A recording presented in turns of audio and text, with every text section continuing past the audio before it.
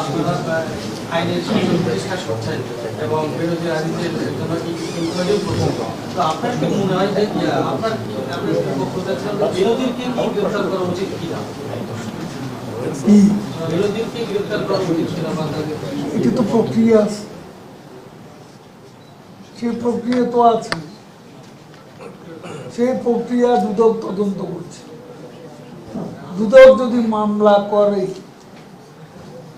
তো মামলা করার পরে তো আদালত ঠিক করবে তাকে গ্রেপ্তার করবে, কখন করবে, জেলে পাঠাবে। কিন্তু প্রক্রিয়ার মধ্যে দিয়ে হবে, বিচার ব্যবস্থার যে প্রক্রিয়া সেই প্রক্রিয়াতেই হবে।